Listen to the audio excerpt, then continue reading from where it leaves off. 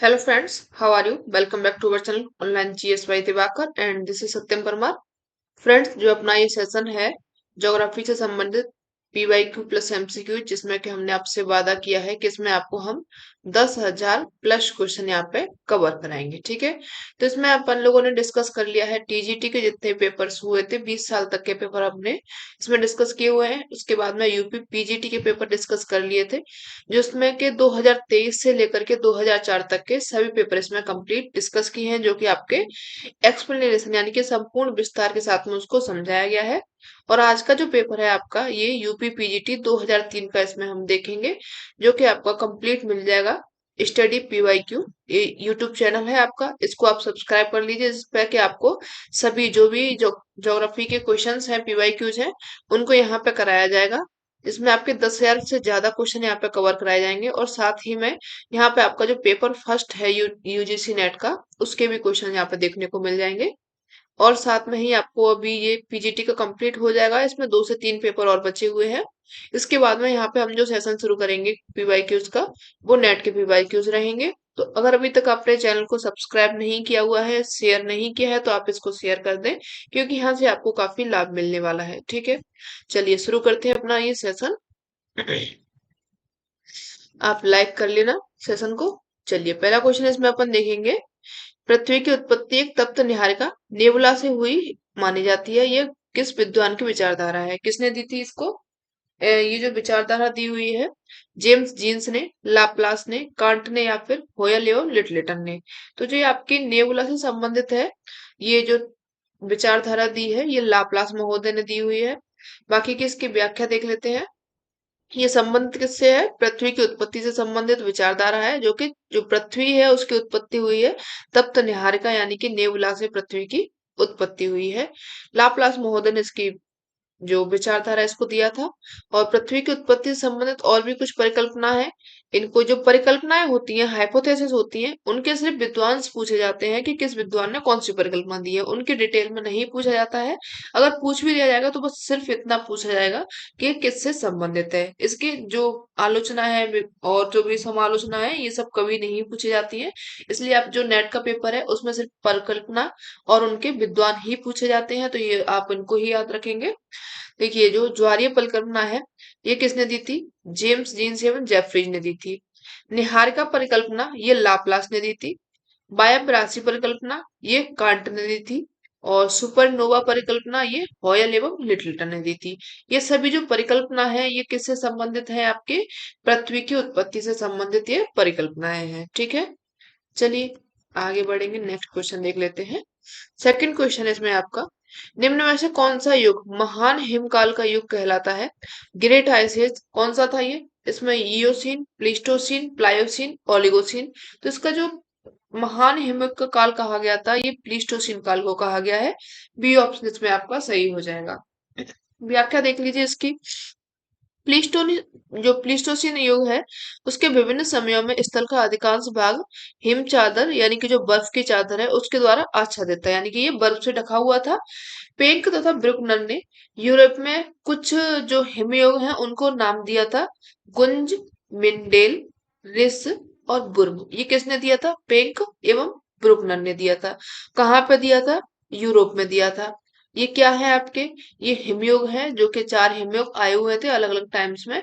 तो ये आप इनको एज इट इज जो नाम दिए गए हैं, इसी तरीके से आप याद रखेंगे। अगर एक भी नाम इधर उधर कर दिया जाएगा, तो वो क्वेश्चन आपका गलत हो जाएगा। जैसे गुंज के बाद में रिस कर दिया, उसके बाद में मिंडेल, फिर बुर्म कर दिया, तो आपका ऑप्शन गलत हो जाएगा। जो आपका नाम दिया गया है गुंज, मिंडेल, रिस, बुर्म, ऐसे ही याद रखेंगे। ठीक है, ये 4 हिमयोग आए थे यूरोप में।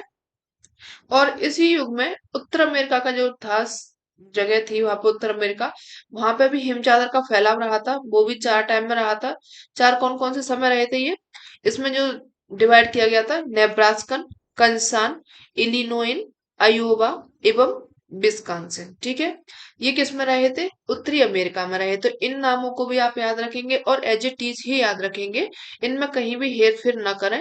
जो जिस तरीके से लगा हुआ है सीक्वेंस में, वैसे ही लगा रहे हैं। ठीक है, चलिए आगे बढ़ते हैं। नेक्स्ट क्वेश्चन इसमें आपका, पृथ्वी के आंतरिक भाग में ऊष्मा का जनन मुख्य रूप से रेडियो सक्रिय पदार्थों से होता है। ठीक है, ये सही कह रहा है ये। और गुरुत्व बल के तापीय ऊर्जा में परिवर्तन से होता है। तो जो पृथ्वी का आंतरिक भाग है उसमें ऊष्मा का जनन क्या क्या कारण हो सकता है, क्योंकि वहां पे रेडियो जो सक्रिय पदार्थ है, वहां पे रेडियो पदार्थ है उनका सक्रिय हो रहे हैं, और गुरुत्व बल में भी ताप हो रहा है, उसमें ऊर्जा में परिवर्तन हो रहा है। तो इसके कारण क्या है, ऊष्मा का वहां पे जनन होता है।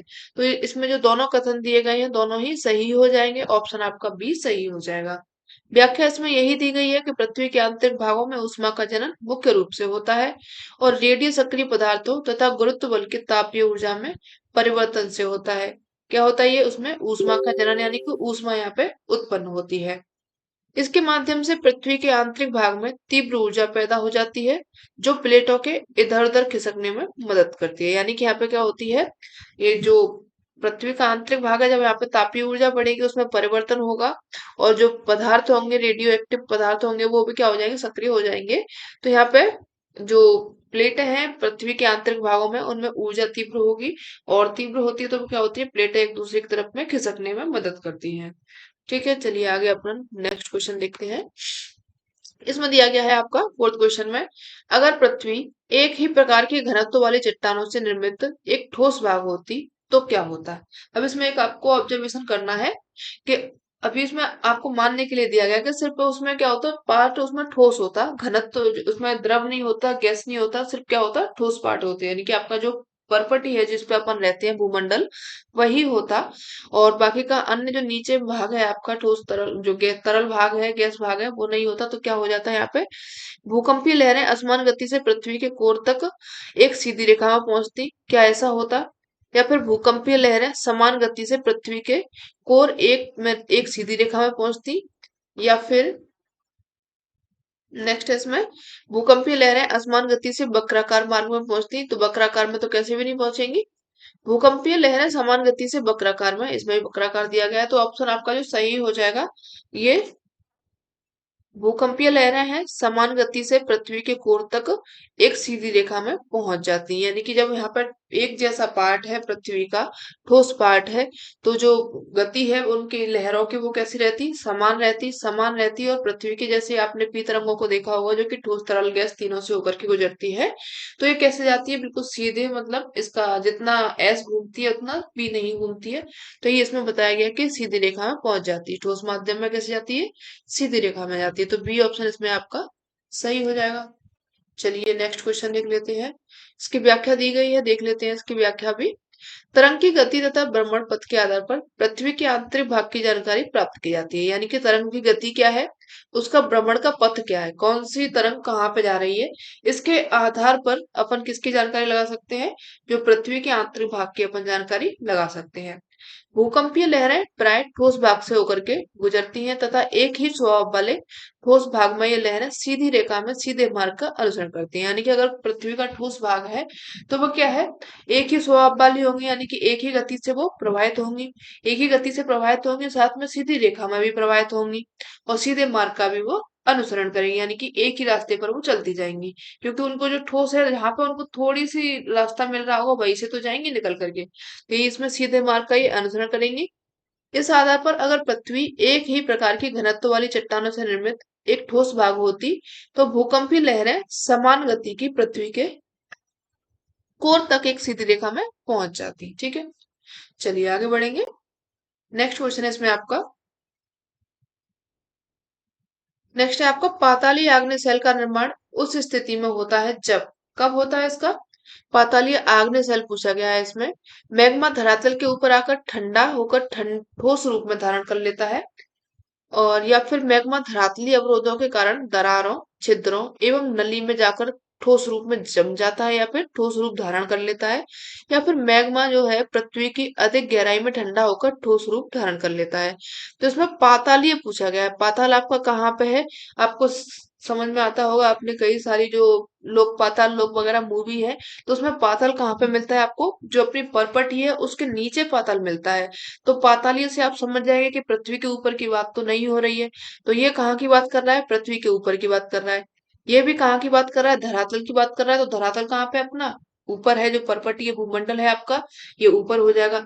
और ये जो मैग्मा है पृथ्वी की अधिक गहराई में बता रहा है, ये ठंडा होकर ठोस हो रहा है, तो ये कहाँ पे हो जाएगा, अधिक गहराई में। कौन हो जाएगा, पाताल हो जाएगा। पाताल हो जाएगा तो ये क्या हो जाएगा, ऑप्शन आपका सही हो जाएगा। ठीक है, सी ऑप्शन यहाँ पे सही हो गया, क्योंकि जो मैग्मा है पृथ्वी की अधिक गहराई में ठंडा होकर ठोस रूप धारण कर लेता है, और इसी को क्या होता है यहाँ पे, पाताली अग्निशयन का निर्माण हो जाता है। चलिए व्याख्या देखेंगे इसकी। सी, इसकी व्याख्या, पाताली आग्नेय चट्टानों का जो निर्माण होता है पृथ्वी के अधिक गहराई में होता है, जहां मैग्मा धरातलीय अवरोधों के कारण दरारों, छिद्रों एवं नली में ही जमकर ठोस रूप धारण कर लेता है। ठीक है, क्योंकि इसका ठंडा होना, जमाव एवं ठोस होना अधिक गहराई में होता है। यानी कि ये कहाँ पे होता है, जो आग्नेय सेल है, पाताली आग्नेय चट्टान है, इसका जो जमाव कहाँ पे होता है मैग्मा का, ये काफी नीचे होता है। जो पृथ्वी होती है उसके अधिक गहराई में होता है, और अधिक गहराई में किस किस तरीके से होता है कि वहां पे वो ठंडा होता है पहले, ठंडा होने के बाद में ठोस होता है, ठोस होने के बाद में वो जम जाता है। यहाँ पर क्या होता है, तापमान अधिक होता है, और इसके ठंडे होने की गति क्या होती है, मंद होती है, यानी कि बहुत जल्दी ये ठंडा नहीं होता है। क्योंकि अगर आप पाताल में जाएंगे तो वहां पे आपको तरल अवस्था ज्यादा देखने को मिलेगी। कारण उसका ये है कि यहाँ पे तापमान की अधिकता देखने को मिलती है। और यहाँ पे क्या है, रवे अधिक बड़े पाए जाते हैं, जो चट्टाने हैं उनमें रवे पड़ जाते हैं, क्योंकि काफी देर में ये ठंडा होता है, तक उनके डिम्बे गट्टे जो भी रवे बन जाते हैं। और ये जो ग्रेनाइट नामक आग्नेय सेल पाताली सेल का प्रमुख उदाहरण इसको माना जाता है। किसका माना जाता है, ग्रेनाइट को माना जाता है। ये कैसी सेल है आपकी, आग्नेय सेल है। चलिए आगे बढ़ेंगे। इतना क्लियर है आप लोगों को, कमेंट आप जरूर कीजिए करो। ठीक है, क्योंकि कमेंट से हमको पता चलता है कि आप लोग को समझ में आ रहा है कि नहीं आ रहा। अगर नहीं भी आ रहा है तो भी आप हमें कमेंट करें कि कहाँ पे हमको सुधार करना है, इसमें भी आप लोग सहयोग कर सकते हैं। चलिए नेक्स्ट क्वेश्चन इसमें देखते हैं। निम्न में से कौन सा समूह आग्नेय सेलों का रूपांतरित रूप है, कौन सा हो जाएगा ये, आग्नेय सेलों का, यानी कि जो आग्नेय चट्टाने हैं इनका टूट फूट करके, रगड़ घर्षण हो करके दूसरी चट्टान बन गई। वो चट्टान कौन कौन सी बनती हैं, इनके नाम पूछे गए हैं। क्वार्टजाइट, फाइलाइट, संगमरमर। ये जो संगमरमर है ये कैसे चट्टान है, ये क्या है, रूपांतरित का भी रूपांतरित होकर के चट्टान बनी है, तो ये इसमें नहीं होगा। सैलसलेट, चूना पत्थर, नीस, सिस्ट, सरपेंटाइन। ये जो तीन चट्टाने हैं ना, नीस है, सिस्ट है, सरपेंटाइन है, ये किसका रूप परिवर्तन हुआ है, ये आग्नेय शिला का रूप परिवर्तन होके इन्होंने जो अपना बनाया हुआ है, अलग से जो चट्टानें बनी है वो बनी है नीस, सिस्ट एवं सरपेंटाइन। ठीक है, ये देखिए कुछ चट्टानें दी गई हैं, रूप जो आग्नेय चट्टानें हैं, और इनके रूपांतर चट्टानें हैं, इनको देख लीजिए। ग्रेनाइट का अगर रूप परिवर्तन होगा, रूपांतरण होगा, तो वो बनेगी नीस। बेसाल्ट का रूपांतरण होगा तो ये बनेगी एम्फीबोलाइट। बेसाल्ट यहाँ पे फिर से अगर इसका रूपांतरण होता है तो वहां पे आपकी सिस्ट बन जाएगी। ग्रेवो का अगर रूपांतरण होता है तो ये यहाँ पे सरपेंटाइन बन जाएगी। ठीक है, चलिए और भी कुछ चट्टानें दी गई हैं। ये अवसादी सेल है, कौन सी है ये, आग्नेय सेल हो गई, आग्नेय के बाद में ये अवसादी सेल है, जो कि अवसादी सेल होती क्या है, ये किसी न किसी प्रक्रम के द्वारा लाई गई सेल होती है। जैसे कि आप नदियां हैं, नदियां बह रही हैं, अपने साथ में अवसाद लेकर के आ रही हैं, और वो कहीं पर जाकर के उनका जवाब कर दे रही है। और वो चट्टान है क्या, वो जो जमाव है एक चट्टान का रूप ले रहा है, तो वो किस तरीके की चट्टानें बन गई, अवसादी चट्टानें बन गई। जैसे कि वायु है, वायु कोई किसी प्रक्रम के द्वारा वहां पर चट्टान बन जाती है, जो कि अवशेष के रूप में वहां पर रह जाती है, या फिर वो एक जगह से उठा करके दूसरी जगह चली जाती है, तो वो क्या आ जाती है, अवसाद के रूप में जाती है। तो ये सेल कौन सी हो जाएंगी, आपकी अवसाद सेलें हो जाएंगी। और इनके जो रूपांतर से बनी चट्टानें हैं, इनसे भी क्वेश्चन पूछा जाता है। तो चलिए इनको देख लेते हैं। तो ये आप याद रखेंगे कि ये आपकी जो है अवसादी चट्टानें हैं, और ये आपके उनके रूप परिवर्तन वाली चट्टानें हैं। तो ये क्ले एवं सेल हो जाएगी। इसका अगर रूप परिवर्तन होगा तो यहाँ पे स्लेट बन जाएगी। चूना और पत्थर है, जो चूना पत्थर है ये अवसादी सेल है। अवसादी सेल इसका परिवर्तन हो गया तो संगमरमर बन गया। चाक एवं डोलोमाइट से संगमरमर बनेगा। बालू का पत्थर से क्वार्टजाइट बनेगा। कांग्लोमरेट से क्वार्टजाइट बनेगा। बिटुमिनस से, जो बिटुमिनस कोयला है आपका, ये भी कैसा है, अवसादी है, और इससे बन जाएगा ग्रेफाइट व हीरा बन जाएगा। ठीक है, तो कोयलों का आप फेंका ना करें, क्या पता आपका कोयला भी हीरा बन जाए, आगे में होगा तो बन जाएगा। चलिए नेक्स्ट क्वेश्चन देखते हैं इसमें।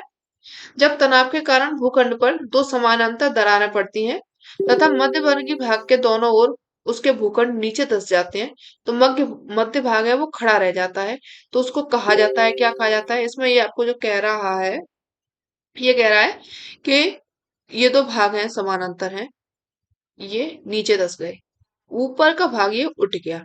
तो ये जो आकृति बन गई आपके, दिखाई दे रही ना आपको आकृति वाली? एक मिनट, शायद दिखाई ना दे रही हो आपको, डिलीट कर। चलिए, ये देखिए यहाँ पे बनाते हैं। एक आकृति आपका, ये इस तरीके से एक मैदान है या फिर चट्टान है, कुछ भी मान लीजिए। दो चट्टानें आपकी ये वाली नीचे धंस गई। अब ये दो चट्टानें नीचे धंस गई, नीचे धंसने के बाद में ये एक चट्टान जो मध्य भाग था इसका, ये खड़ा रह गया। तो इसको नाम दिया गया है, नाम क्या दिया गया इसको? लिप्त घाटी। घाटी आपको पता होगा, घाटी कभी ऊंची नहीं होती, घाटी हमेशा नीचे में जाती है, ठीक है। संधिया, संधिया भी क्या होती है? दरारें होती हैं संधिया। सोपानी भ्रंश अलग चीज हो जाएगी। इसको क्या बोला जाता है? भ्रंशोत पर्वत इसको बोला जाता है। जो आपका ये बीच वाला भाग उठ गया ना, इसको कहा जाता है क्या? भ्रंशोत पर्वत कहा जाता है। तो ये आपका डी ऑप्शन यहाँ पे सही हो जाएगा। चलिए, इसको इरेज कर लेते हैं और इसकी व्याख्या देख लेते हैं। ठीक है, ये आपको व्याख्या दिख रही होगी कि जब दो भ्रंशों का भाग यथावत रहे एवं किनारे के भाग क्या हो जाए? नीचे धंस जाए, तो ऊंचे उठे हुए भाग को क्या कहा जाता है? भ्रंशोत पर्वत या फिर ब्लैक माउंटेन इसको कहा जाता है। इनका ढाल एकदम कैसा होता है? खड़ा होता है, और शिखर की भांति ये समतल होता है। ये जो ये आपका भाग कैसा दिखेगा? एकदम तीव्र ढाल दिखेगा या फिर खड़ा दिखेगा। और ये कैसा हो जाएगा? फ्लैट, समतल होता है इसका जो भाग, जो समतल भाग होता है। शिखर कैसा होता है इसका? समतल होता है। जैसे कि उसके कुछ उदाहरण हैं। यूरोप का आपका बॉसजस पर्वत हो जाएगा, यूरोप का बॉसजस एवं ब्लैक फॉरेस्ट, ये किसके उदाहरण हो जाएंगे? ब्रंसोत पर्वत के या फिर ब्लैक माउंटेन के हो जाएंगे। इसके और भी दिया गया इसमें, भ्रंश एवं दरार क्या होता है, ये सिद्धांत है। संयुक्त राज्य अमेरिका के ऊटा एवं नेवादा प्रांतों में स्थित ग्रेट बेसिन रेंज पर्वतों के चट्टानों की बनावट का अध्ययन किसने किया था? ये क्लेरेंस किंग ने किया था। और इन पर्वतों का नामकरण जो किया था गिलबर्ट ने 1870 से लेकर के 1875 ईस्वी के बीच में भ्रंशित ब्लॉक में किया गया था। ठीक है, नेक्स्ट है इसमें अपर्दन सिद्धांत। अपर्दन सिद्धांत किसने दिया था, इसको देख लेते हैं। यहाँ पे कुछ इंपोर्टेंट सिद्धांत है जो कि पीजीटी वगैरह एग्जाम्स में अक्सर करके पूछे जाते हैं, तो इनको आप अनदेखा ना करें। अगर आपको नए लग रहे हैं तो आप अपनी कॉपी में इनको नोट कर लीजिए, क्योंकि इससे आपको काफी फायदा मिलता है जब आप कॉपी में नोट कर लेते हैं। ठीक है, वीडियो में क्या है, आपको नहीं मिल पाता है, एक बार वीडियो देख ली, दो बार देखिए, वीडियो बार बार देखने में टाइम भी जाता है। तो आप इसको कॉपी में नोट करते चला करिए जो भी आपको नया मिले। अपर्दन जो सिद्धांत दिया था, ये इस पर महोदय ने दिया था। ग्रेट बेसिन रेंज के विभिन्न पर्वतों का अध्ययन करने के बाद में उन्होंने बताया कि जो वर्तमान ब्लॉक पर्वतों का निर्माण है, ये भ्रंश के कारण न होकर के विशेषक अपर्दन के कारण हुआ है। ठीक है, उन्होंने क्या बता दिया, इसका पूरा ढांचा स्ट्रक्चर ही चेंज कर दिया कि इसमें भ्रंश का तो कोई कारण ही नहीं है। ये जो आकृति बनी है, पर्वत बना है, ये किससे बना है? अपर्दन के कारण बना हुआ है।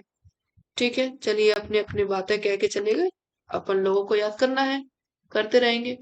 नेक्स्ट क्वेश्चन है इसमें आपका, निम्नलिखित को सुमेलित कीजिए तथा नीचे दिए गए कूट का सही उत्तर में चयन करना है। अब इसमें कुछ द्वीप दिए गए हैं और उनकी संख्या दी गई है, तो ये तो आपको सीधा सीधा याद करने पड़ेंगे, रट्टा मारने पड़ेंगे, इसके अलावा कोई भी इसमें ऑप्शन नहीं दिया जाएगा। ठीक है, अब आपको एक क्यूराइल द्वीप है। क्यूराइल द्वीप में कितने ज्वालामुखी की संख्या है? यहाँ पे 35 है। कितनी हो जाएगी टोटल? 35 है यहाँ पे। चलिए, दूसरा है यहाँ पे आपका फिलीपींस। फिलीपींस में द्वीपों की संख्या 13 है, और अलास्का में प्रायद्वीप की संख्या 33 है, और जापान द्वीप में 98 है। सौभाग्य से इसमें क्या दिया गया है, आपके सभी ऑप्शन सही दिए गए हैं। लेकिन ऑप्शन सही कब लगेंगे आपको? जब उनके ज्वालामुखी द्वीप या फिर उनका फैक्ट जो होगा वो आपको याद रहेगा। ठीक है, तो आपको अगर फैक्ट वाला सेशन करना है तो फैक्ट वाला सेशन आप, मेरा दूसरा चैनल है कॉम्पिटिटिव क्लासेस सत्यम परमार के नाम से, उसमें आप फैक्ट वाला सेशन ज्वाइन कर सकते हैं, जिसमें कि आपको एनसीईआरटी भी कराई जा रही है, और साथ ही उसमें अभी हम घटना चक्र को भी शुरू करने वाले हैं। तो आप देरी ना करें, उसको भी ज्वाइन कर लें। चैनल सब्सक्राइब करने में कुछ भी नहीं जा रहा है, आपको कुछ ना कुछ वहां से जरूर मिलेगा। और साथ में वहां पे आपको कंप्लीट जीएस मिलने वाली है, जैसे कि हिस्ट्री है, ज्योग्राफी, पॉलिटी एवं इकोनॉमिक्स, सभी की आपको फैक्ट्स प्लस डिटेल दी जाती है। तो आप उसको वहां से भी देख सकते हैं। चलिए आगे बढ़ेंगे, नेक्स्ट क्वेश्चन इस पर देखेंगे। नेक्स्ट है इसमें आपका, सेल तथा बालू का पत्थर पर तापीय अंतर का प्रभाव होता है। क्या होता है, सेल और जो बालू का पत्थर है उसमें अगर ताप का अंतर हो जाएगा तो उसका प्रभाव कैसा रहेगा? बहुत अधिक होता है, आंशिक रूप से होता है, नगण्य होता है, या फिर उपरोक्त में से कोई नहीं होता। तो इसमें सेल और जो बालू का पत्थर होता है उसमें तापीय का अंतर कैसा प्रभाव होता है? नगण्य होता है, कैसा भी नहीं होता है। सी ऑप्शन इसमें आपका सही हो जाएगा। चलिए व्याख्या देखेंगे। चट्टान पूर्ण रूप से निर्मित चट्टानों को, खासकर सेल तथा बालू का पत्थर पर तापीय यंत्र का प्रभाव नगण्य होता है। इनमें चट्टानों के कण एक दूसरे से अम्लीय एवं क्षारीय पदार्थ की पतली सतह द्वारा अलग रहते हैं। इसमें क्या है, जो कण होते हैं चिपके नहीं होते हैं, इनसे अलग होते हैं, जिसके कारण ताप का प्रभाव इन पर देखने को नहीं मिलता है, यानी कि ताप का जो प्रभाव रहता है वो नगण्य रहता है। नोट करके इसमें दिया गया है, इसको देख लेते हैं क्या दिया गया है इसमें आपके लिए। जिन चट्टानों में लोहे के यौगिक अधिक होते हैं उनमें ऑक्सीकरण का प्रभाव सर्वाधिक होता है। यानी कि क्या होता है, लोहे के कण अगर ज्यादा होंगे, उनके यौगिक ज्यादा होंगे, तो वहां पर जो ऑक्सीकरण होगा उसका प्रभाव ज्यादा रहेगा। आग्नेय चट्टानों पर हाइड्रेशन की क्रिया का अधिक प्रभाव पड़ता है। किसका पड़ता है? यहाँ पे हाइड्रेशन की अगर क्रिया हो रही है तो इसका यहाँ पे प्रभाव अधिक पड़ेगा, और इस प्रकार की अपक्षय से आग्नेय चट्टान टूट टूट कर परतदार सैलों में ये परिवर्तित हो जाएंगे। हाइड्रेशन यानी कि जल की क्रिया अगर यहाँ पे कुछ भी हो रही है तो उसका प्रभाव आपको आग्नेय सैलों पे देखने को मिल जाएगा। और जो अगर जल की क्रिया वहां पे बार बार देखने को मिल रही है तो क्या होगा, चट्टानें टूट टूट करके गिर जाएंगी और ये किसमें बन जाएंगी? परतदार सैलों में ये परिवर्तित हो जाएंगी। हाइड्रेशन की क्रिया द्वारा फेल्सपार नामक खनिज का परिवर्तन केओलिन मृत्तिका में हो जाता है।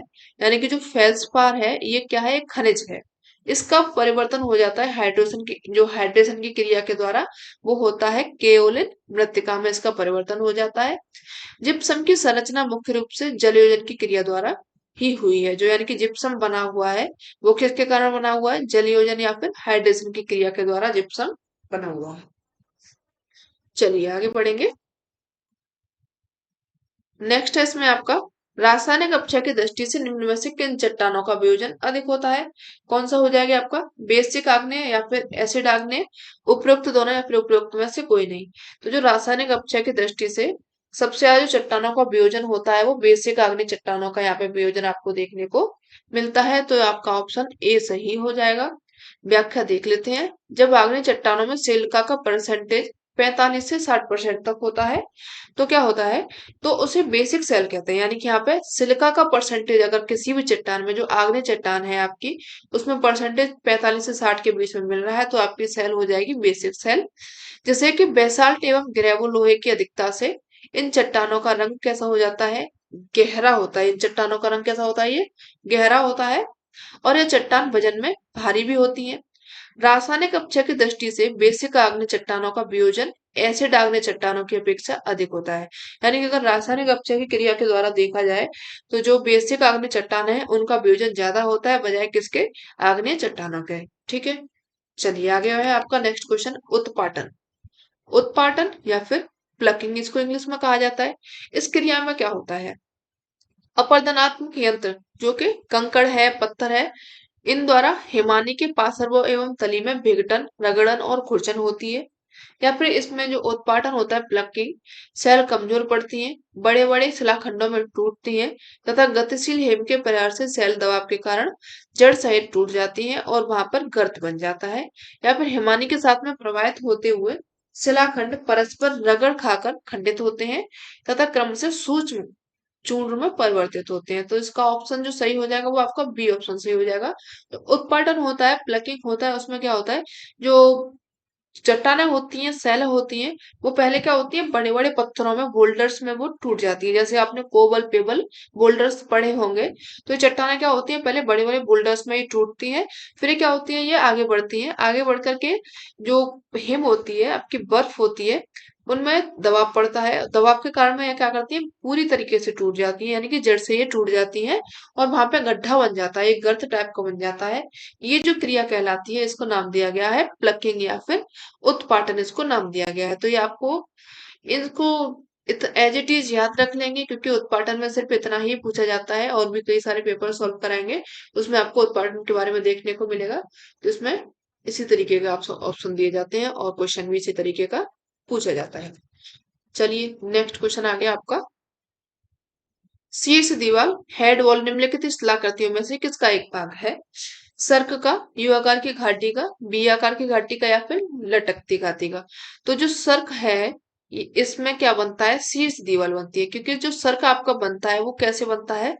ये एक क्या होती है, आरामदायक कुर्सी की तरह होती है, इस तरीके से ये बन जाती है। तो इसमें क्या बन जाता है? ये हेड वॉल बन जाता है। ये किस तरीके का बन जाता है? एक हेड वॉल बन गया। तो ये किस में बनता है? सर्क में बनता है। ठीक है, डिलीट कर लेते हैं इसको, पेज क्लियर कर ले। और पीडीएफ आपको व्हाट्सएप ग्रुप से मिल जाएगी।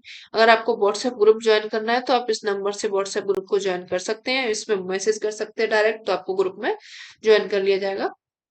चलिए सर्क के बारे में देख लेते हैं। सर्क है ये एक हिमनद की घाटी के शीर्ष भाग पर एक अर्धवृत्ताकार या फिर आराम कुर्सी की तरह आकृति वाला विशाल गर्त है ये, जिसकी दीवार कैसी होती है? तीव्र ढाल वाली होती है। जो दीवार है इसकी ये तीव्र ढाल वाली हो गई और सीधी या फिर अवतल होती है। ठीक है, ये सर्क है, उसका चित्र देख लेंगे आप। हिमनद के प्रवाह की दिशा है ये, इधर हिमनद इसका बह रहा है। चलिए आगे बढ़ेंगे।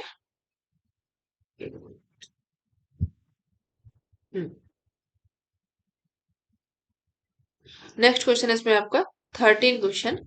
नदी की अंतिम अवस्था में क्षैतिज अपरदन तथा निक्षेप द्वारा सतह की सभी असमानताएं समाप्त हो जाती हैं। इससे निर्माण होता है, क्या होता है यहाँ पे? जो नदी की अंतिम अवस्था का बताया गया है यहाँ पे। और अपरदन कैसा होता है? यहाँ पे क्षैतिज होता है। निक्षेप की सतह सभी असमानताएं यहाँ पे समाप्त हो जाती है। यानी क्या होता है? निक्षेप ऐसा होता है कि जो भी यहाँ पे पर्वत पठार मैदान ये सब बने हुए थे, ये सभी असमानताएं यहाँ पे मिट जाती है और एक अलग तरह का मैदान बन जाता है, एक सिंपल मैदान बन जाता है, जिसको कि नाम दिया गया था क्या? समप्राय मैदान इसको जाना जाता है। ठीक है, सी ऑप्शन आपका जो है कि वो सही हो जाएगा। चलिए ठीक है, सी ऑप्शन यहाँ पे आपका सही हो गया। अब यहाँ पे समप्राय मैदान क्या होता है इसके बारे में जान लीजिए आप, कि समप्राय मैदान या फिर इसको पेनी प्लेन भी कहा जाता है, इसका निर्माण उस समय होता है जब नदी की अवस्था क्या होती है? अंतिम अवस्था होती है। क्षैतिज इसका अपरदन होता है एवं निक्षेप भी होता है। तो इसमें जो भी स्थलाकृति होती है, छुटपुट यहाँ पे क्या होती है? पहाड़ी वहाड़ी होती है। अब ये क्या होती है? बिल्कुल समतल बन जाती है, अपरदन के कारण में क्या हो जाती है? समतल हो जाती है, असमानताएं इनकी दूर हो जाती हैं। तो ये जो स्थान बना इसको संप्राय मैदान कह दिया गया। कहा था किसने? डेविस महोदय ने। अब डेविस महोदय ने इसे अवशेष के रूप में, सॉरी, डेविस महोदय ने इसको पेनिप्लेन कहा हुआ है। और प्रतिरोधी सेल का जो भाग है अपवर्तन अवशेष के रूप में यत्र तत्र सामान्यतः सतह के ऊपर दिखाई देते हैं। यानी कि कुछ ऐसे पार्ट भी होते हैं स्थल में कि जो काफी अ, ठोस होते हैं, चट्टानें उनकी काफी मजबूत होती है, तो वो उनका अपवर्तन नहीं हो पाता है। तो अब वो क्या रहेगी? ये आपका देखिए ये मैदान बन गया। ठीक है, मैदान बना लिया आपने। अब यहाँ पे छोटी छोटी सी ये पहाड़ियां रह गई। क्या रह गया? क्योंकि काफी ठोस थी, कठोर थी, जिद्दी इतनी थी, हटी कि इनको काफी हटाया गया, लेकिन ये नहीं हटी। नहीं हटी तो इनको यहीं पे रहने दिया। अब रहने दिया जाएगा, अपने घर में रह रहा है तो इसको नाम तो दिया जाएगा ना। तो इसको नाम दे दिया गया क्या? ये जो छोटी छोटी सी आपको पहाड़ियां दिखाई दे रही हैं, इनको डेविस ने नाम दिया था मोनार्ड नॉक। ठीक है, चलिए नेक्स्ट क्वेश्चन है। नेक्स्ट क्वेश्चन इसमें आपका निम्नलिखित को सुमेलित करना है और नीचे दिए गए कूट को सही उत्तर में मिलाना है। चलिए इनके परसेंटेज दी गई है आयतन का और गैसा दी गई है, तो सभी को मिला लेते हैं। एक मिनट। हाँ, चलिए आर्गन है। आर्गन का जो परसेंटेज अगर आप देखेंगे वायुमंडल में, तो यहाँ पे आपको 0.93% यहाँ पे परसेंटेज देखने को मिलेगा। उसके बाद में आपका जो आता है कार्बन डाइऑक्साइड आता है। कार्बन डाइऑक्साइड का अगर आप परसेंटेज देखें तो यहाँ पे आपको मिल जाएगा 0.03% कार्बन डाइऑक्साइड का मिल जाएगा। नियोन का आपको मिल जाएगा 0.002% और हीलियम का मिल जाएगा आप 0.0005%। यहाँ पे इनका आयतन मिल जाएगा जो कि वायुमंडल में आपके अवस्थित है। तो बी ऑप्शन इसमें आपका ये करेक्ट हो जाएगा। देखिए आप जो शुरू की गैस है ना, 10 गैस है, इनके आप क्या है आयतन याद कर लीजिए और सीक्वेंस में गैसें भी याद कर लीजिए, क्योंकि इन्हीं 10 से आपको क्वेश्चन पूछा जाएगा। वैसे ज्यादातर शुरू के 5 से पूछा जाता है, लेकिन कभी कभी आगे भी बढ़ जाता है, जैसे कि इसमें बढ़ गया है। तो आपको ऐसी नौबत ना आए कि आपका क्वेश्चन सॉल्व ना हो, इसलिए आप 10 याद कर लेंगे तो आपका कुछ भी बिगड़ेगा नहीं। चलिए नेक्स्ट क्वेश्चन है इसमें आपका, नूतन परिकल्पना के आधार पर निम्न में से किस विद्वान ने वायुमंडल को दो भागों में विभाजित किया हुआ है? किसने किया है इसको? हेविसाइड ने, नेपियर शाह ने, मार्सेल निकोलेट ने या फिर केनेडी ने? तो जो न्यूटन परिकल्पना के आधार पर दो भागों में विभाजित किया था वो किस किया है? मार्सेल निकोलेट ने। सी ऑप्शन यहाँ पे आपका सही हो रहा है। व्याख्या इसकी देख लेते हैं। चलिए व्याख्या देखेंगे। नूतन परिकल्पना के आधार पर अंतरराष्ट्रीय अंतरिक्ष विचार गोष्ठी 1962 में मार्सेल निकोलेट द्वारा वायुमंडल को दो भाग यानी कि पहला जो संमंडल दूसरा विषममंडल में विभाजित किया गया। संमंडल निचले वायुमंडल को प्रदर्शित करता है तथा सागर तल से यह 90 किलोमीटर की ऊंचाई पर विस्तृत है। ये आपका इंपोर्टेंट है, इसको याद जरूर रखेंगे क्योंकि यहाँ से तो क्वेश्चन पूछा जाता है। इसमें तो सिर्फ ये पूछा गया है कि किसने इसको विभाजित किया था, किसने दिया है, लेकिन इनसे भी क्वेश्चन आता है तो इनके आप जो हाइट है ये भी याद रखेंगे और क्या क्या नाम है, किस किस में इन्होंने वर्गीकरण किया था वो भी याद रखेंगे। तो जो आपका सबमंडल है ये 90 किलोमीटर की ऊंचाई तक विस्तृत है। तापमान के आधार पर सबमंडल को तीन परतों में बांटा गया है। सबमंडल में कौन कौन सी तीन परतें आती हैं? तो एक हो जाएगी आपकी क्षोभ मंडल, दूसरी हो जाएगी आपकी समताप मंडल, तीसरी हो जाएगी मध्य मंडल। तीनों जो सीक्वेंस वाली परतें हैं आपको 90 किलोमीटर की हाइट तक देखने को मिलती है। तो ये जो तीनों परतें हैं वो किस में आ जाएंगी? सबमंडल में आ जाएंगी। विषममंडल जो है 19 जो 90 किलोमीटर से 10,000 किलोमीटर की ऊंचाई तक ये फैला जाता है या फिर इसका विस्तार पाया जाता है। और जो आपके मध्य मंडल के बाद में जो आयन मंडल है, बहिर्मंडल है, ये सभी परत किस में आ जाएंगी? विषम मंडल में आ जाएंगी। ठीक है, चलिए आगे बढ़ेंगे। 1 मिनट तब तक आप क्वेश्चन पढ़ेंगे, हम थोड़ा सा पानी पी लें।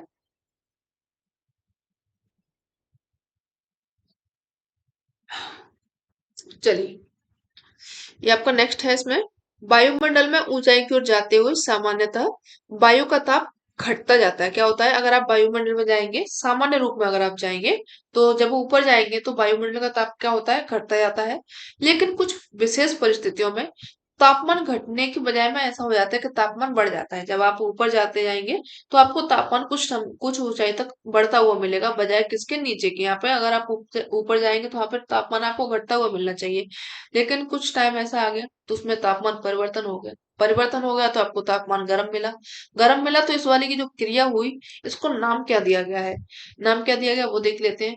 रुद्धोष्म परिवर्तन कहा गया इसको, रुद्धोष्म शीतयान कहा गया या फिर तापीय व्युत्क्रमण कहा गया। तो इसका जो सही ऑप्शन हो जाएगा आपको, जो नाम दिया गया था इसको तापीय व्युत्क्रमण इसको नाम दिया गया। जब आप ऊपर जाएंगे तापमान अगर आपको ठंडे की बजाय गर्म हो रहा है तो ये क्या हो जाएगा? तापीय व्युत्क्रमण हो जाएगा। व्याख्या देख लीजिए इसकी। सामान्यतः नियमानुसार क्षोभ मंडल में ऊंचाई के साथ में तापमान में कमी आती है, परंतु कभी कभी किसी किसी विशेष समय पर ऐसा हो जाता है कि ऊंचाई पर तापमान में वृद्धि अंकित की जाती है। उसे तापीय व्युत्क्रमण कहा जाता है। या तापीय जो प्रतिलोमन होता है ध्रुवीय प्रदेश, मध्य अक्षांशों के हिमाच्छादित भागों तथा घाटियों में अधिक होता है। यानी कि जो तापीय का प्रतिलोमन होता है, व्युत्क्रमण होता है, ये कहाँ पर देखने को मिलेगा आपको? ज्यादातर ये ध्रुवीय प्रदेशों में देखने को मिलेगा, मध्य अक्षांशों वाले क्षेत्रों में भी देखने को मिलेगा जो कि हिमाच्छादित रहते हैं यानी कि हिम से या बर्फ से ढके हुए रहते हैं, उन भागों में आपको ज्यादातर देखने को मिलेगा। और घाटियों में भी आपको ऐसा ही देखने को मिल सकता है। चलिए आगे बढ़ेंगे। नेक्स्ट है इसमें आपका, सौर विकिरण के दृश्यमान भाग का कितना परसेंट भाग बादलों की सतह से परावर्तित होकर अंतरिक्ष में वापस चला जाता है? यानी कि जो आपका सूर्य तप आता है, सौर का विकिरण आता है पृथ्वी पर आकर के ऐसा नहीं है कि पृथ्वी पूरा का पूरा रखती नहीं है भैया, उसको भी व्यवहार चलाना है अपना। व्यवहार चलाएगी तो क्या होगी? वो कुछ रखेगी, कुछ उसको वापस भी कर देगी जिससे कि उसको दोबारा भी देने का मन हो जाए। अगर एक ही बार में पूरा रख लेगी तो सूर्य कहेगा हट, इसकी आदत तो बेकार है, पूरा का पूरा रख लेती है, वापस कुछ भी देती नहीं है। तो इसलिए क्या करती है? पृथ्वी ईमानदारी से सूरज को वापस कर देती है। अब वापस कर देती है, जो उसके सूरज के पास में अंतरिक्ष में पहुंचता है वो कितना परसेंटेज 100% में से वापस करती है? तो ये जो आपका 25% है पृथ्वी वापस करके पहुंच दे देती है, और दे देती है ये परावर्तित होकर के कहाँ पहुंच जाता है? अंतरिक्ष में ये वापस चला जाता है। तो चलिए व्याख्या देख लेते हैं। ये आपका पूरा सूर्य तप दे दिया गया है तो इसको बारे में भी आप जान लेते हैं।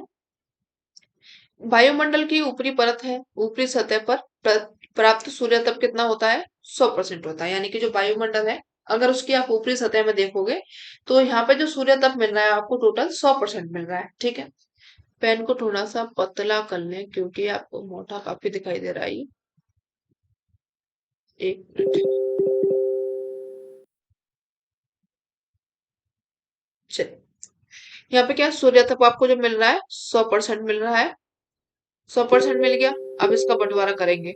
चलिए, अब पृथ्वी का वायुमंडल में प्रविष्ट होने वाली जो सकल सौरिक ऊर्जा का 35%, कितना है, 100 में से 35% इकाई पृथ्वी के धरातल पर पहुंचने से पहले अंतरिक्ष में परावर्तित हो जाती है। यानी कि ये क्या होती है, पृथ्वी के धरातल तक अभी वो नहीं आई है, उससे पहले ही जो आपका अंतरिक्ष है, आकाश है जिसको अपन बोलते हैं, उसमें ये परावर्तित हो गई। ठीक है। अब आपका बचा कितना, 65% बचा। ठीक है, 35 हो गया, 35 को अलग रख लीजिए। अब उसके बाद में धूल कणों के द्वारा प्रकीर्णन यानी कि 6% हुआ। ये किसके द्वारा हुआ, जो धूल के कण होते हैं जो कि आपको वायुमंडल में देखने को मिलेंगे। अगर आप कैसे भी जो आपका छोटे से छोटे दूरदर्शी जो यंत्र होता है उससे आप देखोगे तो आपको जो छोटे छोटे मच्छर मच्छर से दिखाई देंगे, धूल कण उड़ते हुए दिखाई देंगे। तो वो जो एब्जॉर्ब कर लेते हैं, फैलाव कर देते हैं सूर्य तप का, वो कितना करते हैं, 6% कर लेते हैं। आगे मिलेंगे इनको सूर्य तप जब नीचे आ रहा है, बादल मिल गए भैया, ये भी कहां जाएंगे, बादल द्वारा 27% ले लिया गया। कितना, 27%। नेक्स्ट आगे मिला 2%। 2% जो इकाई है पृथ्वी के हिमाच्छादित क्षेत्र यानी कि जो बर्फ से आच्छादित क्षेत्र है, उनके द्वारा ये परावर्तित कर दी गई। कहाँ पे पहुंचा दी गई, ये फिर से जो वायुमंडल है आपका, अंतरिक्ष है, उसमें वापस भेज दी गई। और सौर विकिरण की इस परावर्तित मात्रा जो होती है, यानी कि जो भी जो सूर्य तप आता है, सूर्य तप आकर के पृथ्वी तक तो आया, किसी भी तरीके से टकरा टुकरा के आया, फिर भी पृथ्वी ने या फिर किसी अन्य चीज ने इसको वापस से परावर्तित कर दिया, वापस से अंतरिक्ष में भेज दिया। तो ये जो क्रिया कहलाई, आकर के परावर्तित होकर के जाने तक की जो क्रिया कहलाई, इसको क्या नाम दिया गया, एल्बिडो। ठीक है, नाम क्या दिया गया इसको, एल्बिडो दिया गया। एल्बिडो समझ लिया आपने। अब आगे बढ़ेंगे तो आगे इसमें दिया गया है कि पृथ्वी द्वारा प्राप्त प्रवेशी सौर विकिरण जो लघु तरंगों के रूप में होता है, जो पृथ्वी की सतह को गर्म करता है। पृथ्वी स्वयं गर्म होने के बाद में विकिरण पिंड बन जाती है। यानी कि इसमें क्या होती है, जो पृथ्वी है, सौर विकिरण के द्वारा लघु तरंग के रूप में आता है। कैसा आता है ये, लघु के रूप में आता है, और पृथ्वी को गर्म करता है। पृथ्वी स्वयं गर्म होने के बाद में विकिरण पिंड बन जाती है और वायुमंडल में दीर्घ तरंगों में, यानी कि लेती कैसे है ये सूर्य से सूर्य तक, लघु तरंगों के रूप में लेती है। परावर्तित कैसे करती है ऊर्जा का विकिरण, ये कैसे करती है, तो ये दीर्घ तरंगों के रूप में करती है। और ये ऊर्जा वायुमंडल के नीचे से गर्म करती है। यानी कि जो ऊर्जा है पृथ्वी परावर्तित कर रही है सूर्य तप को, तो ये जो ऊर्जा क्या कर रही है, ये वायुमंडल को नीचे से गर्म कर रही है। कहाँ से कर रही है, पृथ्वी है, पृथ्वी जब नीचे से भेजेगी तो नीचे से ही गर्म करेगी ना, ऐसा तो नहीं है कि पहले ऊपर गर्म करे आएगी फिर नीचे आके गर्म करेगी, ऐसा नहीं होगा। तो ये जो प्रक्रिया कहलाई, इसको कहा गया क्या, पार्थिव विकिरण कहा गया। ठीक है, पार्थिव विकिरण किसको कहा गया, कि सूरज की तरंगे हैं, लघु तरंगों के रूप में पृथ्वी तक आई। पृथ्वी ने थोड़ा जितना चाहिए उसको लिया, गर्म हुई पृथ्वी, गर्म होकर के उसने दीर्घ तरंगों के रूप में परावर्तित किया सूर्य को, जो अंतरिक्ष में वायुमंडल में वापस दिया। लेकिन इसमें क्या हुआ, वायुमंडल जो गर्म हुआ वो नीचे से गर्म होकर के ऊपर की ओर जा रहा है। तो ये जो क्रिया कहलाई आपकी, ये क्या कहलाई, पार्थिव विकिरण की ये क्रिया कहलाई। ठीक है, चलिए आगे बढ़ेंगे।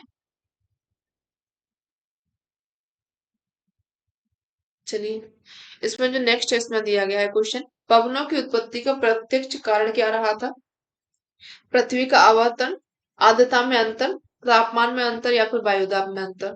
तो जो पवनों की उत्पत्ति है उसका प्रत्यक्ष कारण रहा था, इसमें वायुदाब में अंतर इसका कारण रहा था। डी ऑप्शन इसमें आपका सही हो जाएगा। व्याख्या देख लीजिए इसकी, पवनों की उत्पत्ति का प्रत्यक्ष कारण है वायुदाब में अंतर होता है। वायुमंडलीय दाब में भिन्नता के कारण वायु गतिमान होती है। यानी कि जब दाब में अलग अलग दाब होता है तो क्या होती है, वायु गतिमान रहती है, यानी कि वायु चलती रहती है, बहती रहती है। और इस क्षैतिज वायु को पवन कहा जाता है। यानी कि जो वायु बह रही है, चल रही है, इसको कहा गया है क्या, पवन कहा गया है। पवनें जो चलती हैं उच्च दाब से निम्न दाब की ओर में प्रवाहित होती हैं। भूतल पर धरातली विषमताओं के कारण घर्षण पैदा करती है ये। यानी कि जो भूतल है आपकी पृथ्वी है, इसमें क्या है, कई सारी विषमताएं पाई जाती हैं। अब विषमता पाई जाएंगी तो यहाँ पे क्या हो जाएगा, विषमताओं के कारण यहाँ पे घर्षण पैदा हो जाता है, जो पवनों की गति को क्या करता है, प्रभावित करता है। यानी कि कहीं पे इनको टकराव मिल जाता है तो पवन की गति धीरे हो जाएगी, कहीं पे टकराव नहीं मिलेगा तो पवन की गति तेज हो जाएगी। तो ये क्या करता है कि जो पवन की गति है उनको प्रभावित करता है। और इसके साथ पृथ्वी का घूर्णन भी पवनों के वेग को प्रभावित करता है। यानी कि अगर पृथ्वी में घूर्णन हो रहा है, ये जो है पृथ्वी अपनी जो पश्चिम से पूरब घूमती है, इस तरीके से ये घूम रही है, तो इसमें क्या होता है, अब जब घूमेगी तो पवन भी इसके साथ में घूमेगी ना, तो ये भी जो घूर्णन है ये भी क्या करेगा, पवन को प्रभावित करेगा। नेक्स्ट इसमें दिया गया है कि जो पृथ्वी के घूर्णन द्वारा लगने वाले बल को कहा जाता है क्या, कोरियोलिस बल कहा जाता है। बल क्या होता है, कोरियोलिस बल है, ये पृथ्वी के घूर्णन के द्वारा होता है, जो कि विषुवत रेखा पर शून्य होता है, नगण्य होता है। ये आपको इम्पोर्टेंट है, आपको याद रखेंगे कि कोरियोलिस बल कहाँ पे शून्य होता है, और यहाँ पे आपको चक्रवात इसलिए देखने को नहीं मिलते हैं क्योंकि जो कोरियोलिस वर्ष वो फोर्स होता है आपका, वो शून्य होता है, इसीलिए विषुवत रेखा के पास में आपको चक्रवात देखने को नहीं मिलते हैं। इससे ऊपर आपको जो 23 डिग्री में जाएंगे, आप 25 डिग्री में जाएंगे, तो वहां पे आपको क्या मिल जाएगा, चक्रवात की उत्पत्ति देखने को मिल जाएगी। कारण उसका ये है कि यहाँ पे जो कोरियोलिस बल है वो एक्टिव हो जाता है। और यहाँ पे क्या होता है, पृथ्वी के धरातल पर क्षैतिज पवन है, तीन संयुक्त प्रभावों का परिणाम है। तीन संयुक्त प्रभाव कौन कौन से हैं, दाब है, पहला प्रेशर हो जाएगा, दूसरा प्रवणता का प्रभाव हो जाएगा, तीसरा यहाँ पे घर्षण बल का प्रभाव हो जाएगा। ठीक है, या फिर यहाँ पे कोरियोलिस बल है, उसका भी प्रभाव हो जाएगा। ये किसमें कारक है, इसके लिए उत्तरदायी है, ये पवनों के गति के लिए उत्तरदायी कारक हो जाएंगे। चलिए आगे बढ़ेंगे।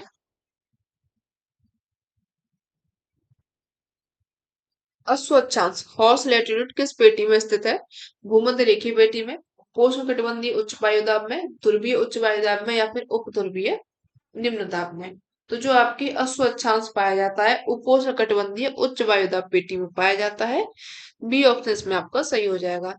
दोनों गोलार्धों में अगर आप जाएंगे, यानी कि उत्तर में भी जाएंगे और दक्षिण में भी जाएंगे, तो यहाँ पे 30 से 35 डिग्री के जब आप अक्षांशों में जाएंगे, उसके मध्य का यानी बीच का जो भाग है उसको कहा जाता है उपोष्ण उच्च वायुदाब, इसको कहा जाता है। ठीक है, इस पेटी का उच्च दाब तापमान से अधिक संबंधित न होकर के पृथ्वी की दैनिक गति एवं वायु के अवतरण से संबंधित होता है। यानी कि यहाँ पे जो उच्च तापमान हाई टेम्परेचर पाया जाता है, इसमें क्या है, ये तापमान से इसका ज्यादा संबंध नहीं है। इसका जो संबंध है, जो पृथ्वी की दैनिक गति, यानी कि इसमें जो पृथ्वी में घूर्णन होता रहता है, तथा इसमें वायु का जो अवतरण होता है, यानी कि वायु जो चलती रहती है, इसका प्रभाव ज्यादा देखा जाता है। और इस पेटी को कहा जाता है क्या, अश्व अक्षांश कहा जाता है। इसका कारण क्या है कि उच्च वायु दाब के कारण प्राचीन काल में, यानी कि जब पुराना टाइम चल रहा था, उसमें घोड़ों को ले जाने वाली जो नौकाएं थी, नावें थी, उनको इन अक्षांशों पर काफी कठिनाई हो रही थी। यानी कि चलने में क्या हो रही थी, उनको काफी कठिनाई हो रही थी, घोड़े साथ में थे, और साथ में उनके खाने पीने का भी सामान होता है, इंसान भी होते हैं वहां पे। तो इसमें क्या वजन ज्यादा होने लगा, तो उनमें जो नाविक थे उनको परेशानी होने लगी, तो उन्होंने क्या किया, इन घोड़ों को समुद्र में फेंक दिया। ठीक है, हल्का करने के लिए नावों को, जो उनकी नौकाएं थी, उनको हल्का करने के लिए इनको समुद्र में फेंक दिया, और समुद्र में फेंक दिया, इनका नाम दिया गया क्या, अश्वत्थांश, उनका नाम रख दिया गया। ठीक है, चलिए आगे बढ़ेंगे। जुकाम की मात्रा इतनी है कि आज नाक बंद हो गई पूरी। चलिए नेक्स्ट क्वेश्चन इसमें आपको, फ्लोन के अनुसार डोलड्रम का विस्तार कितने डिग्री देशांतरों तक पाया जाता है। फ्लोन ने किया हुआ है डोलड्रम का विस्तार, कितने में किया है इसका, 300 डिग्री, 250 डिग्री, 200 डिग्री, या फिर 150 डिग्री। तो जो डोलड्रम का विस्तार उन्होंने किया हुआ है 200 डिग्री में। ठीक है, चलिए व्याख्या देख लेते हैं इसकी। फ्लोन के अनुसार डोलड्रम का विस्तार 200 डिग्री से देशांतरों तक पाया जाता है, और अक्षांश में नहीं दिया गया है, देशांतरों में दिया गया है। ठीक है, इसको देख लेंगे। भूमध्य रेखा के सहारे डोलड्रम के तीन स्पष्ट क्षेत्र पाए जाते हैं। तीन स्पष्ट क्षेत्र कौन कौन से हैं, तो पहला तो हो जाएगा आपका जो हिंद प्रशांत डोलड्रम का विस्तार है। दूसरा अफ्रीका के पूर्वी भाग से प्रशांत महासागर से, यानी कि 180 देशांतरों तक, लगभग 16,000 किलोमीटर की लंबाई में ये फैला हुआ है। तथा ये आप पढ़ लेंगे, करोड़ में दिया गया, क्या अरब में दिया गया, थोड़ा सा गिन लेना कितने क्षेत्रों में ये फैला हुआ है। दूसरा है इसमें भूमध्य रेखा, इतना डीपली में नहीं पूछा जाएगा, तो आप इसको ना ही याद रखें तो कोई दिक्कत नहीं है। हाँ ये याद रख लें, ये है, ये है, और ये है, इसको याद रख लें। ठीक है, भूमध्य रेखी अफ्रीका के पश्चिमी किनारे है। तीसरा इसमें है भूमध्य रेखी मध्य अमेरिका के पश्चिमी किनारों पर विस्तृत है। ठीक है, चलिए आगे बढ़ेंगे।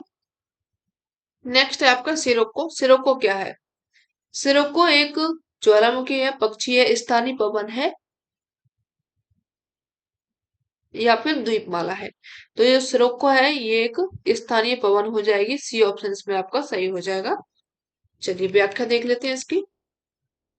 सिरोको सहारा मरुस्थल से इटली में प्रवाहित होने वाली एक गर्म वायु है। कैसी है ये? गर्म है, जो बालू के कणों से युक्त है। यानी किससे बनी हुई है? बालू के कण से बनी हुई है, या फिर बालू के कण इसके साथ में उड़ते हैं। और इटली में जब बारिश होती है तो लाल बालू के कण, इसके कारण वर्षा की बूंदें कैसी हो जाती हैं? लाल हो जाती हैं। यानी कि यहाँ पे जो इटली है वहां पे बारिश होती है तो यही कण बरसते हैं पानी के साथ में। तो पानी कैसा दिखता है? लाल दिखता है। तो इसलिए जो बारिश होती है उसको वहां पे कहा जाता है रक्त की रेन या फिर ब्लड रेन, इसको कहा जाता है। और इसके अन्य स्थानीय नाम है जैसे कि खमसेन है। ये किसके हैं? सभी सिरोको के ही हैं। मिस्र है, मिस्र में इसको गिबली, खमसेन मिस्र में कहा जाता है, गिबली इसको लीबिया में कहा जाता है। और ट्यूनिसिया और चिली में भी क्या कहा जाता है? इसको गिबली कहा जाता है। चलिए आगे बढ़ेंगे। नेक्स्ट है आपका, एक से अधिक घिरी समदाब रेखाओं वाले छोटे आकार के उष्णकटिबंधीय चक्रवात को कहते हैं। क्या कहते हैं इसको? अवदाब, विक्षोभ, तूफान, या फिर उपरोक्त में से कोई नहीं। तो इसको जो एक से अधिक घिरी समदाब रेखाओं वाले छोटे आकार के उष्णकटिबंधीय चक्रवात जो होते हैं उनको कहा जाता है डिप्रेशन या फिर अवदाब, इनको कहा जाता है। ठीक है, ए ऑप्शन इसमें आपका सही हो जाएगा। व्याख्या देख लीजिए इसमें।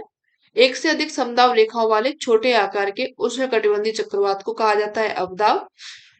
नोट करके इसमें दिया गया है, अवदाब मुख्य रूप से भारत और उत्तरी ऑस्ट्रेलिया की गर्मियों में प्रभावित करते हैं। यानी कि किसको करते हैं ये? भारत में और ऑस्ट्रेलिया में करते हैं ये। और इन चक्रवातों से प्रभावित क्षेत्रों में भारी वर्षा होती है जिससे कि भयंकर बाढ़ भी आ जाती है। तो ये अवदाब आप समझ गए। ठीक है, डिलीट कर लिए इसको, क्लियर कर लेते हैं। तो आज के सेशन में सिर्फ अपन इतना ही देखेंगे। आज टोटल 22 क्वेश्चन डिस्कस किए हैं। पेपर तो पूरा आपको कंप्लीट करने की सोच रही थी कि आज ही एक ही सेशन में आपको पेपर कंप्लीट करा दूंगी, लेकिन आज क्या है कि बोलने में इतनी प्रॉब्लम हो रही है गले से, नाक से भी, कि बोला नहीं जा रहा है, दिक्कत ज्यादा हो रही है। तो इसलिए सेशन यहीं तक रहेगा। अगर अच्छा लगा हो सेशन तो इसको लाइक कर लेना और चैनल को सब्सक्राइब कर लेना। मिलते हैं नेक्स्ट सेशन में, तब तक के लिए धन्यवाद। राधे राधे, जय श्री कृष्णा, सलाम वालेकुम।